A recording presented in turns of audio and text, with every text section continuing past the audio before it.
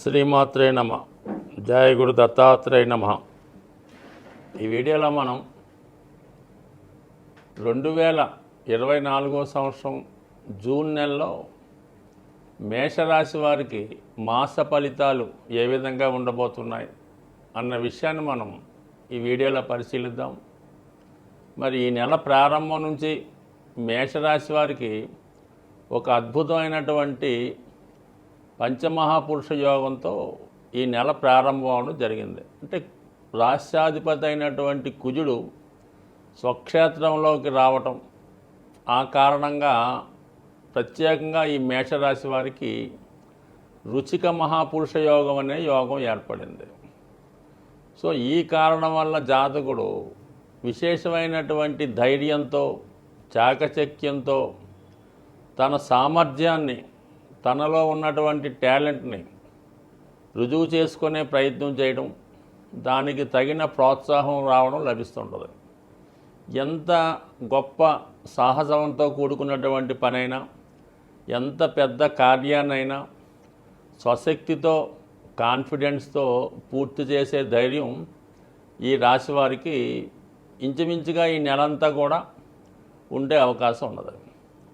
So కుజగ్రహ బలం ఈ మేషరాశి వారికి పెరగడం వల్ల, మరి ఎవరైతే ఈ రాశి యందు ఉన్నటువంటి రియల్ ఎస్టేట్ రంగంలో ఉన్నవాళ్ళు, పోలీస్ డిపార్ట్మెంట్లో ఉన్నవాళ్ళు, అగ్నికి సంబంధించిన వృత్తుల్లో ఉంటారు. అది చాలా వరకు ఫ్యాక్టరీలు అవ్వచ్చు. ఈ ఫైర్కి సంబంధించిన వృత్తిలో ఉన్న వాళ్ళకి, యూనిఫారం ధరించి వృత్తులు చేపడుతున్న వారందరికీ కూడా ఈ రుచిక మహాపురుష యోగం వల్ల ధైర్యంగా ముందుకు వెళ్ళడం, ఆగిపోయినటువంటి పనులు ఏవైనా ఉంటే తిరిగి పునఃప్రారంభించడం జరుగుతుంది. సహజంగా మేషరాశిలోకి కుజుడు రావటం వల్ల రియల్ ఎస్టేట్ రంగం, కన్స్ట్రక్షన్ రంగం కూడా వృద్ధి చెందే అవకాశం ఉంటుంది.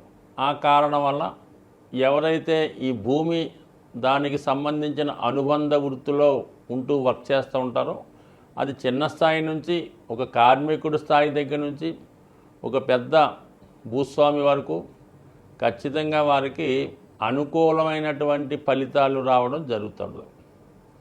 అయితే మరి ఈ కుజుడు సప్తమ భావాన్ని, అష్టమ భావాన్ని, చతుర్థ భావాన్ని వీక్షించడం వల్ల మరి స్వభావసిద్ధంగా జాతకులకు ఉన్నటువంటి భూమికి సంబంధించిన లావాదేవీలు, ప్రాబ్లమ్స్ ఉన్నా, భార్యాభర్తల మధ్య విషయంలో, వైవాహిక జీవితంలో చికాకులున్నా, మరీ ముఖ్యంగా అనారోగ్య సమస్యలతో ఎవరన్నా కొంతవరకు దీర్ఘకాలికంగా ఇబ్బందులు పడుతుంటే వాళ్ళందరికీ కూడా వాటి ప్రయత్నాల ద్వారా మరి మనకి అటు ఆరోగ్యాన్ని సమకూరుస్తుంది, అటు సమస్యల నుంచి బయటపడే అవకాశం ఉన్నది. వివాహ సంబంధించిన విషయంలో ఉన్న సమస్యలు కూడా రావడం జరుగుతుంది. తద్వారా భూములు, స్థిరాస్తులు విలువ పెరగడం వల్ల, వాటి యొక్క ఆదాయం పెరగడం వల్ల జాతకుడికి వ్యక్తిగతంగా అతని యొక్క సామర్థ్యం కూడా పెరిగే అవకాశం ఉంది. ఇక మిగతా గ్రహాలు స్థితిపరిచినప్పుడు మరి చాలా వరకు ఈ నెల ప్రారంభంలో 4 గ్రహాలు ధనస్థానంలోను, 1 గ్రహం లాభస్థానంలోను సంచరించడం వల్ల ఇంచుమించుగా మనకి ఈ జూన్ నెల 14 తారీఖు వరకు కూడా జాతకుడికి ఒక అద్భుతమైనటువంటి ధనయోగం కూడా రావడం జరిగింది. శుక్రుడు ధనస్థానంలో ఉండడం వల్ల, రవితో కలిసి సంచరించడం వల్ల ప్రభుత్వ మూలకంగా ధనం రావడం కానీ, అధికారంలో ఉన్నటువంటి స్త్రీలు మీకు ఆర్థిక పరంగా సహకరించడం, అలాగే బుధుడు ధనస్థానంలో ఉండడం వల్ల మీకున్నటువంటి విద్వత్తు, మీ టాలెంటు, మీ సామర్థ్యం ద్వారా, అలాగే వాక్చాతుర్యం ద్వారా సమస్యల్ని పరిష్కరించుకుంటూ తద్వారా సంపాదనను పెంచుకోవడం, కుటుంబ గౌరవం పెంచుకోవడం, కుటుంబ విలువలు పెరుగుతాయి. ఖచ్చితంగా మరి ఈ కాంబినేషను మీకు ఈ నెల మొదటి పక్షంలో మీ కుటుంబంలో ఒకరికి అది ఒక మంచి ఉద్యోగం రావచ్చు, లేదంటే వివాహ సంబంధం నిశ్చయం అవచ్చు. ఏదో ఒక శుభకార్యం, శుభవార్త మీ కుటుంబం ద్వారా మీకు లభిస్తుంది. అలాగే కుటుంబ విషయాలు అనుకూలంగా ఉండడం వల్ల, కుటుంబ సభ్యులు పరస్పర సహకరించుకోవడం వల్ల తరచూ ఏదో ఒక చిన్న ఫంక్షన్లు కానీ, చిన్న గెట్ టుగెదర్ లాంటి, బర్త్డే ఫంక్షన్ లాంటివి జరగడం, ఎక్కువగా ధనం ఖర్చు అవుతుంటుంది, కుటుంబ సభ్యులంతా సహకరిస్తూ ఉంటారు.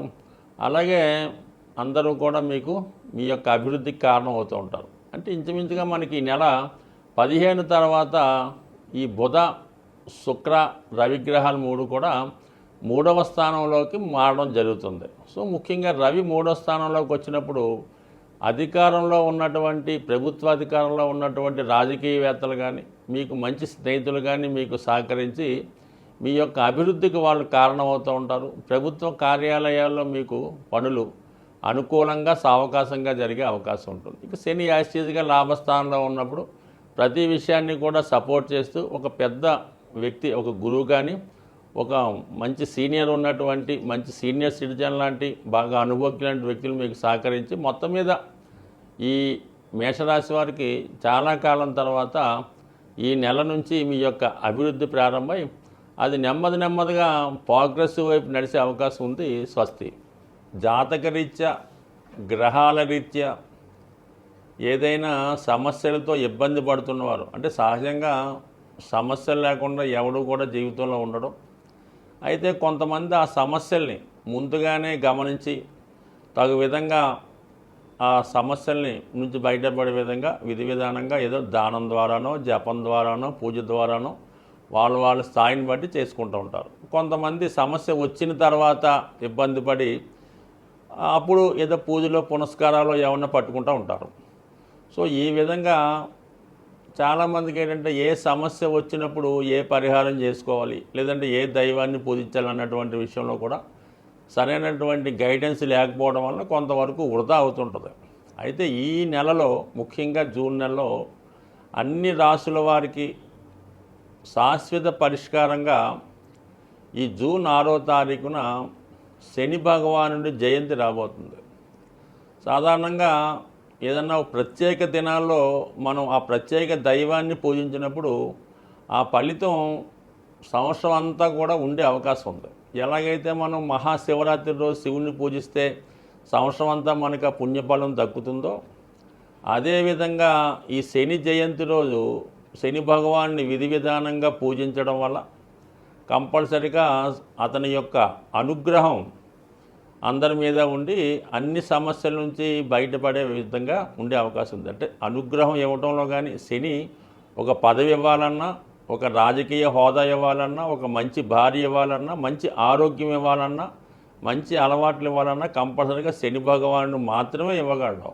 సో దానివల్ల మీరు ఆ రోజు విధి విధానంగా ఏదైనా శివాలయంలో శివుడికి అభిషేకం చేసుకోవడం, లేదంటే నవగ్రహాలు ఉన్నటువంటి శివాలయంలో ముందుగా శని భగవానుడికి అభిషేకం చేసి దాని తర్వాత విధి విధానంగా శివుణ్ణి కూడా అభిషేకం చేసి ముఖ్యంగా ఆ రోజంతా కూడా అంటే ఇంచుమించుగా సూర్యోదయం అయిన నుంచి మర్నాడు సూర్యోదయం అయ్యేదాకా కూడా చాలా నియమంగా వీలైతే ఉపవాసం ఉండడం, లేదంటే ముఖ్యంగా ఆయిల్తో నూనెతో చేసే పదార్థాలు ఏమీ తినకుండా ఉండడం, అలాగే నెయ్యితో చేసినవి కూడా తినకూడదు.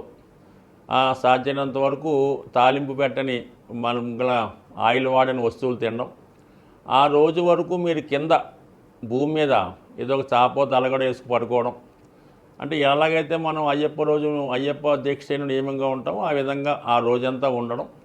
ఎట్టి పరిస్థితుల్లో కూడా అబద్ధం ఆడడం కానీ, స్త్రీలతో కలుసుకోవడం కానీ, ఏదైనా వ్యసనాల మీద ఆలోచన రావడం కానీ, ఈ విధంగా ఒక్కరోజు మీరు ఉండగలిగితే చాలా మంచి ఫలితాన్ని సంవత్సరం అంతా పొందుతారు. కానీ తెలుసో తెలియకో పొరపాటున ఆ రోజు ఏదైనా తప్పుగా ప్రవర్తించినా, అంటే మామూలుగా ఉన్నటువంటి అలవాట్లు ఉంటాయి కదా, ఈ జూదం అని, పేకాట అని, వ్యసనం అని, మందని, పొరపాటున కనీసం అటువంటి వాటికి ఆ రోజు తెలుసో తెలియకో ఆ తప్పు చేస్తే ఖచ్చితంగా ఆ సంవత్సరం అంతా కూడా ఏదో విధంగా ఇబ్బంది పడే అవకాశం ఉంది. అంటే శని యొక్క ఇబ్బంది ఏ విధంగా ఉంటుందో, లాభం ఇస్తే ఏ విధంగా ఉంటుందో అది అందరికీ కూడా ఈ పాటికి అనుభవంలో వచ్చి ఉంటుంది. కాబట్టి ఆ ఒక్కరోజు మాత్రం విధి విధానంగా జాగ్రత్తగా ఉండండి. ఎందుకంటే 5వ తారీఖు మాస శివరాత్రి, ఆ మన్నాడు ఈ జయంతి వస్తుంది. కాబట్టి మరి ఈ 2 రోజులు మీరు నియమంగా ఉంటే సంవత్సరం అంతా కూడా మీకు దాని ఫలితం ఉండే అవకాశం ఉంది. స్వస్తి.